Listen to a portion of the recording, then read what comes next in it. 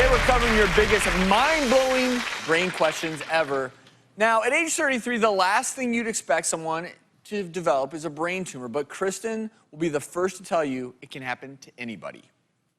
I'm Kristen, I'm 33 years old. I grew up in North Dakota. I'm married to Brad. We've been married for 7.5 years. Kristen's very giving, caring. She's kind of the rock of her family. It's been a really tough year. My mom actually had Lou Gehrig's disease, so I ended up taking care of her for 4 months. After she had passed away, that's when I found out that my vision was not quite right. I went back to work at 8 o'clock, and by 3 o'clock, my brain was completely shot. I was forgetting things, I had headaches. So all these little things that I have going on with my body, they all start adding up together, and I saw the ophthalmologist, who then thought I had a pituitary tumor. So I then saw a neurologist. He said that I do have a tumor. He said it's a macroedema, which is a large tumor. When I found out she had a tumor, I was devastated. I just thought, what next?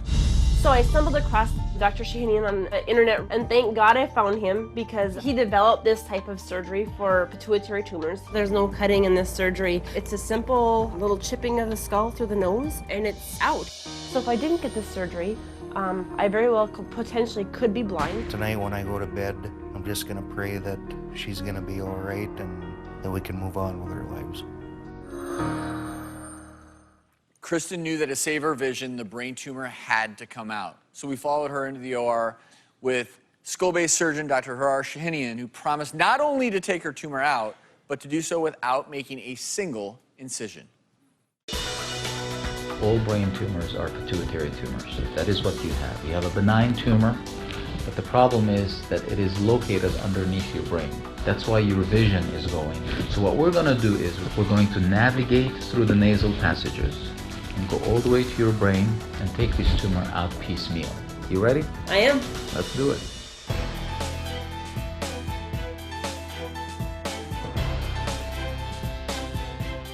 We're looking here at Kristen's MRI, and you can see on both the tumor.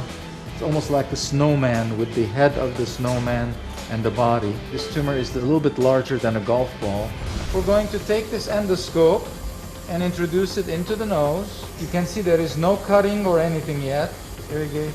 This is the natural opening of one of the sinuses that we're going to use to access these tumors. Now what we're going to do is that we're going to enlarge this opening into the sinus to give us good access to this tumor. And this is the area we're going to open.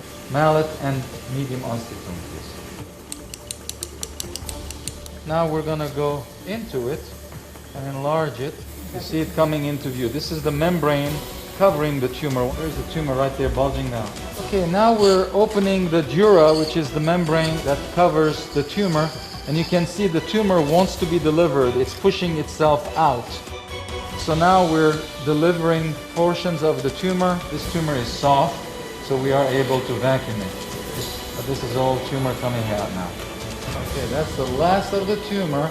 We have to be very careful because this last portion is attached to the optic nerves. Okay, we got it. The whole tumor is out completely, 100%.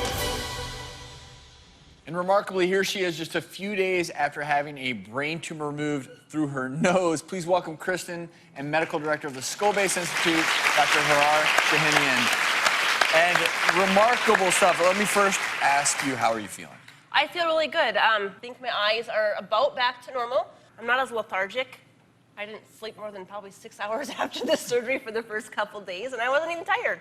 So that's awesome. And tumor-free, Dr. Shahinian? As far as you know? Kristen is completely tumor-free now. Kristen had a tumor the size a little bit larger than a golf ball. Hers did not have number 4 on it, obviously.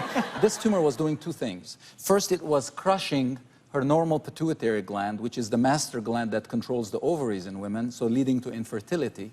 And the second, more urgent thing that it was doing is that it was stretching the eye nerves, the optic nerves, so she was rapidly losing vision. In fact, between the time she came to see me and the time she was diagnosed, she went from 1/4 of her vision being gone to half of her vision being gone. So the tumor was rapidly progressing. This first animation shows the traditional way of doing it by cutting from ear to ear, opening the skull, removing the top portion of the skull, lifting the brain, and going in and taking out the tumor that way. This is an older way of doing it with a large scar, and this is the way she had it done with a small neuroendoscope, a fiber optic scope that does not even touch the brain. It goes from underneath, takes the tumor out, and then decompresses both the eye nerves and the normal pituitary gland.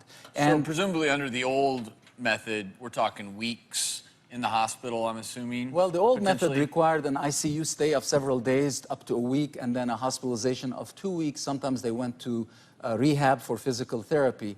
In this technique, she was out of the hospital in 1 day. No ICU, no nothing, out of the hospital in 1 day.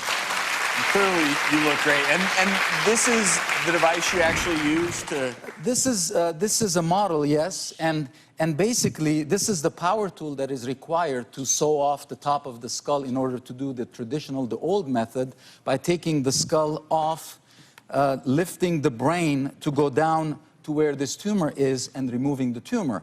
Instead, what we did, we used a 2.7 millimeter fiber optic high definition endoscope, and we went in through the nose to decompress the tumor without even touching the brain. We're not doing anything.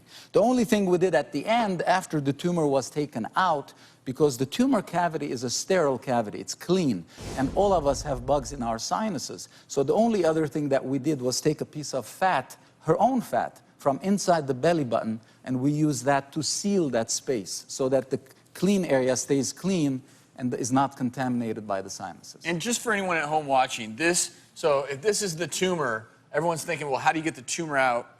The tumor is broken down and then sucked out in this small little portal, right? I mean, that's correct. That's where it's just remarkable, because you don't need to make an incision the size of the tumor. Well, Dr. Shahinian, thank you so much for sharing Pleasure. with us. Christian, so glad you're back on your feet and feeling good. We'll be right back.